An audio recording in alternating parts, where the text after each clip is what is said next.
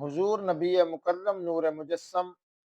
صلی اللہ علیہ وآلہ وسلم نے ارشاد فرمایا،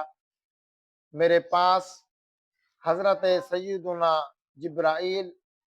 حضرت میکائیل، حضرت اسرافیل اور حضرت عزرائیل علیہ السلام تشریف لائے۔ حضرت سیدنا جبریل امین علیہ الصلوۃ والسلام نے عرض کی، یا رسول اللہ صلی اللہ علیہ وآلہ وسلم، آپ کا امتی آپ کی ذات پر ہر روز درود پاک پڑھے گا، میں اس کو قیامت والے دن پل صراط سے اچکنے والی بجلی کی طرح گزار دوں گا۔ یا رسول اللہ، میں اپنا پر پل صراط کے اوپر بچھا دوں گا، جس بندے نے آپ کی ذات پر ہر روز 10 مرتبہ درود پاک پڑھا ہوگا، وہ بندہ میرے پروں کے اوپر سوار ہو کر جنت میں چلا جائے گا۔ حضرت میکائیل علیہ السلام نے عرض کی، یا رسول اللہ صلی اللہ علیہ وآلہ وسلم، جو آپ کا امتی آپ کی ذات پر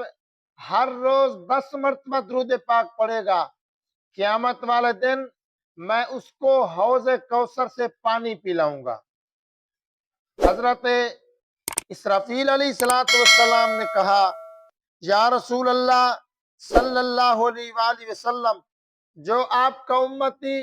ہر روز آپ کی ذات اقدس پر 10 مرتبہ درود پاک پڑھے گا، قیامت والے دن میں اپنا سر سجدے میں رکھ کر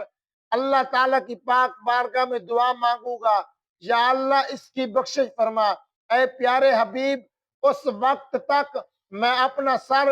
سجدے سے نہیں اٹھاؤں گا جب تک اللہ تعالیٰ آپ کی ذات پر درود پاک پڑھنے والے کی بخشش نہیں فرما دے گا۔ اور حضرت عزرائیل علیہ السلام، انہوں نے کہا، یا رسول اللہ صلی اللہ علیہ وآلہ وسلم،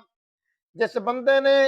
آپ کی ذات اقدس پر ہر روز 10 مرتبہ درود پاک پڑھا، درود و سلام کے گجرے پیش کیے، یا رسول اللہ صلی اللہ علیہ وآلہ وسلم،